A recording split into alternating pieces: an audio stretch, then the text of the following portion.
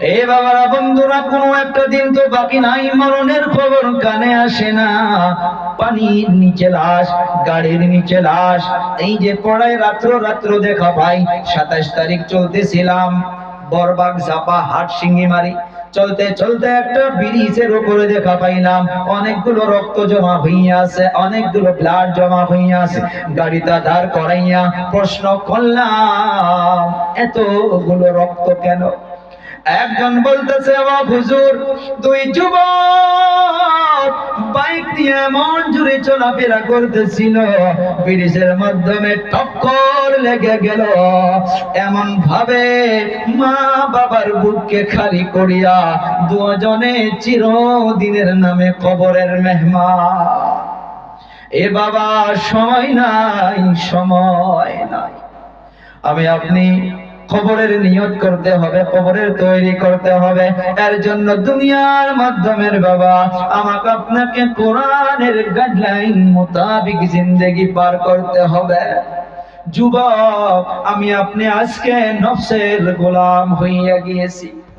কোরআন পড়তে মন চাই না, ইবাদত করতে মন চাই না, মন চায় শুধু নফসের খাইশা।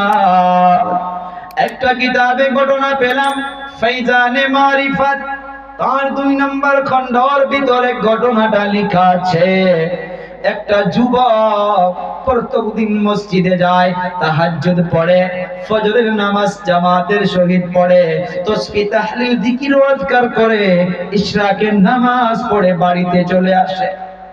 দিল্লি ইউপির ওই দিকের ঘটনা, এখনো চলে যান দিল্লি ইউপির দিকে, ওই যে গরম গরম বড় বড় পারাঠা পাওয়া যায়, এত বড় বড় ইস্তেমায় যে আসে, আবার সুজির হালুয়া ওজন হিসাবে বিক্রি করে। ইউপি দিল্লির দিকে চলে যান, মর্নিং টাইমে ফজরের নামাজের পর আপনারা ওই গরম গরম হালুয়া রুটি পাবেন।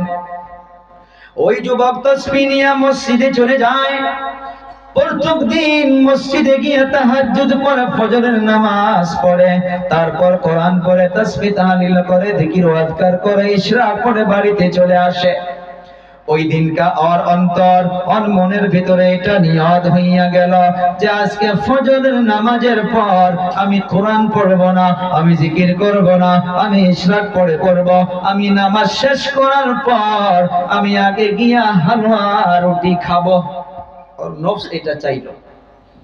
নামাজ শেষ হইয়া গেল, নামাজের পর সব মুসাল্লিগুলো চলে গেল, ওই যুবকটা বাড়িতে যায় না, তাসবিহটা হাতে নিয়া মসজিদের বাহির হইয়া একটা সিঁড়ির মাধ্যমে বসিয়া তাসবিহটা হাতে নিয়া তাসবিহ শুরু করলো। তুমি তো আমার মালিক নও, আমি তো তোর গোলাম নই। তুমি আমার মালিক নও, আমি তো তোর গোলাম নই। তুমি আমার মালিক নও, আমি তো তোর গোলাম নই। এই তাসবিহ করতে করতে 8টা 9টা পার হইয়া গেল, কেউ নিকটে আসে না। কারণ মুসলমানের একটা বিমারি আছে, কারো ভুল দেখলে তার নিকটে এসে জিজ্ঞাসা করে না।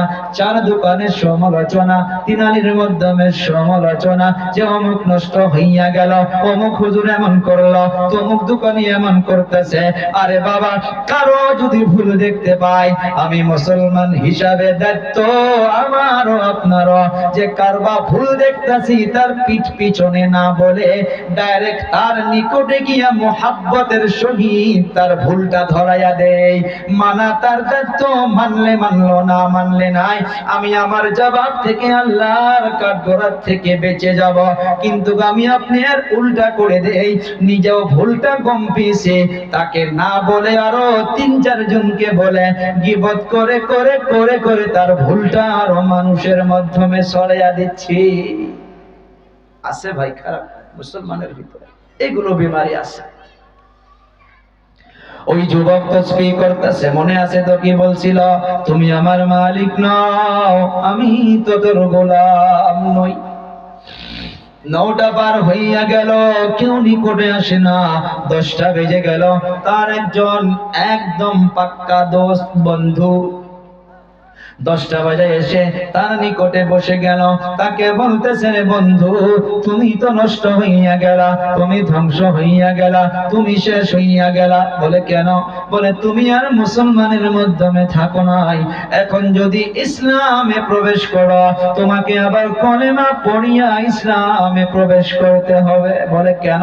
বলে তুমি তো ডাইরেক্ট বলতেছো তুমি আমার মালিক নও, আমি তো তোর গোলাম নই।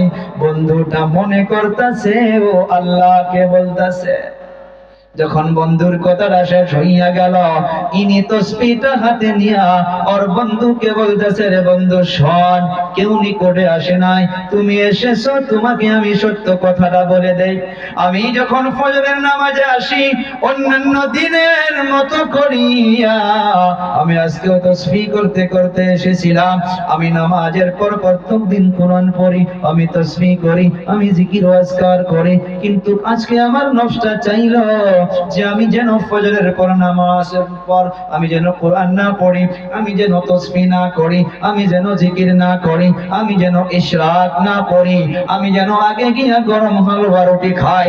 এই আমার বন্ধু, আমি আমার আল্লাহকে বলি নাই, তাই আমি তাসবিহটা নিয়ে নিয়া আমি আমার নফসকে বলতাছি, রে নফস, তুই তো আমার মালিক নস, আমি তো তোর গোলাম নই। নফসকে কেমন ভাবে মারতাছে দেখুন। আজ আমার কলিজা টুকরা যুবক চার দোকানে বসে আছেন, দাদু জান গুলো বসে আছে, মুয়াজ্জিন ডাকলো হাইয়া আলাস সালাহ,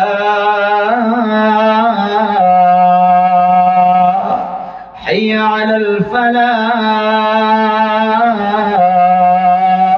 মুয়াজ্জিন ডাকতেছে, আসো কামিয়াবির দিকে আসো, আসো নামাজের দিকে আসো, আসো ফল পাওয়ার জন্য আসো। দাদা যান চলে যাইতেছে, মাগরিবের নামাজ 10 মিনিটে হইয়া গেল, আর আমার মতো কিছু যুবক চার দোকানে বসে বসে ঘুগনি হালুয়া, ঘুগনি পারাঠা, মোমো খাইতে খাইতে টাইম টুকু চলে গেল। দাদু যান নামাজ পড়ে এসে দেখে 3 জন যুবক এখনো বসে বসে চার দোকানে গল্প করতেছে। সময়টা দাদা জানেরও গেল, যুবকটারও গেল, কিন্তু 10টা মিনিট দাদা জানের কোন কাজে লাগলো আর 10টা মিনিট আপনার কোন জায়গায় লাগলো, চিন্তাটা আপনাদের উপরে ছেড়ে দিলাম। বুঝি রে বাবা, কেন বুঝো না? একটা দিন এমন এসে যাবে আর দুনিয়াতে কেউ বুঝাইতে পারবে না, আর বুঝানোর সময় থাকবে না।